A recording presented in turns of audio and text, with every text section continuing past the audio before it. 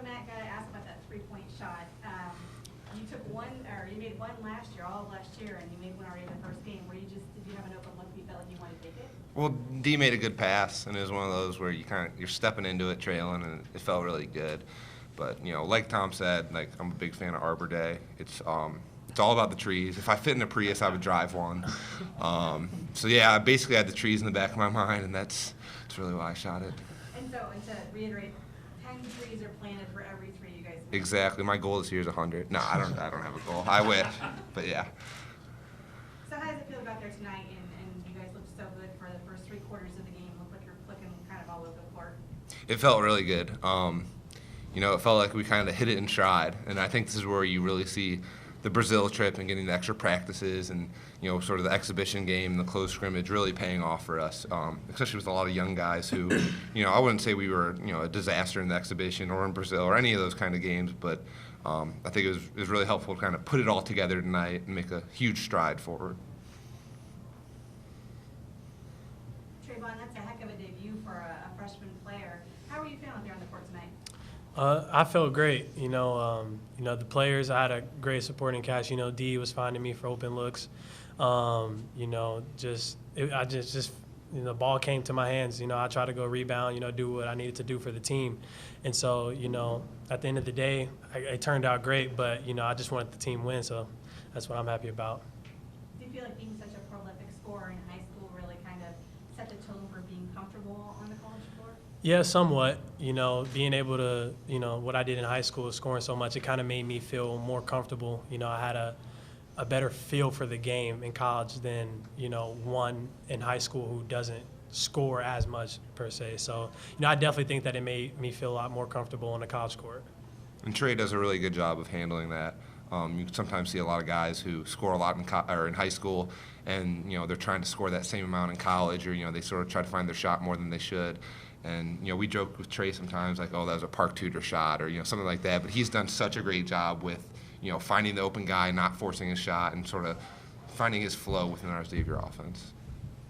This roster is so deep. You guys have a lot of different moving parts to it or anything. What do you sense? What's your role? I want to try to lead by example on the court. I don't think there's any one thing I need to show offensively or defensively. Obviously, I need to be solid in those areas, but I want to be able to keep our team together. And I think you kind of saw near the end of the game when we didn't lose our composure. But even when we have James cramping or Sean fouling out, and we may have a lineup in that we don't necessarily want near the end of the game, we can't give up that many points at the end. If we want to be a good defensive team, if we want to be as deep as we think we are, we have to be able to close games no matter what the score is, because we're not going to get better at defense, we're not going to get better as a team, and we're not going to be as deep as we want if we can't close out games. Well, I was really pleased the way we came out. I thought we set the tone from the beginning. I thought our defense, really led to several opportunities on the break. And in the second half, I thought we did more of the same.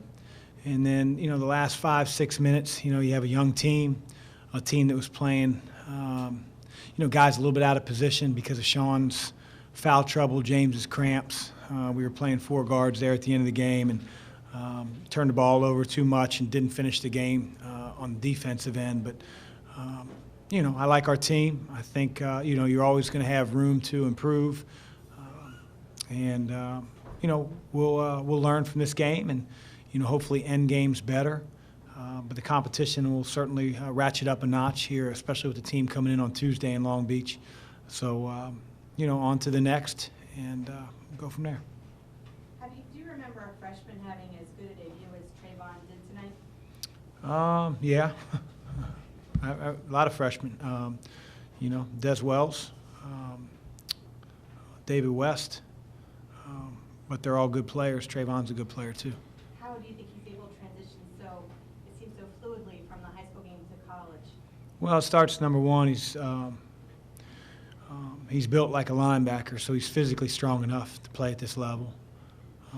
2, he's a really good player. He has a very, very high IQ for the game. He makes the right play. At times we put him at the 4, which isn't his natural position, but it becomes a tough matchup. He's a tough matchup when he's the 3. And again, it starts with knowing that, guys inside with Matt Stainbrook, Jalen Reynolds, are very, very difficult to guard one-on-one. And as long as our team continues to make the right play for one another, we'll be a hard team to guard. Matt was talking about, he said before you even got to the locker room to talk to those guys, him and a couple other guys were already talking about that last 5-6 minutes, how, you know what, if we really want to be really good, we've got to close out. We can't let those little, you know, no matter what the score is. How important is a guy like him or any of the other upperclassmen when they take that role and do it before even you do? Ultra important, you know, because ultimately it's Matt's team, it's Dee's team, and that's their final go-around. That's how they'll be remembered at Xavier. That's how they'll be remembered in college basketball. And so, you know, I turned the corner of the tunnel and, you know, wanted to lose my mind. But, you know, it's a long season.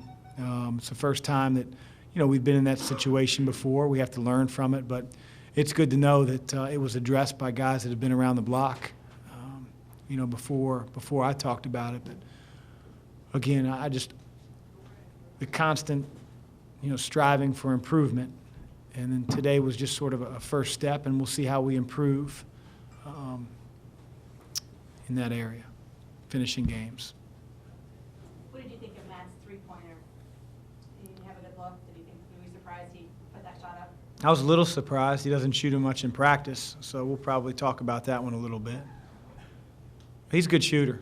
You know, he can consistently knock down the 15 to 17 footers in practice, in shooting drills. But, you know, he's such a load around the basket that, you know, I've always been taught, and I'm sure he's always been taught, you do something until they stop you, and the percentage is going to be a lot higher closer to the basket than it is going to be further away from the basket. So, you know, that's where he butters his bread. He does a great job around the post, and we're going to keep feeding him the ball there. But I guess we'll sprinkle in a jump shot every once in a while.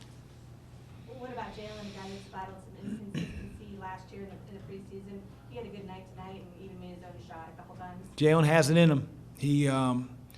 He stayed within himself. He was ready to play.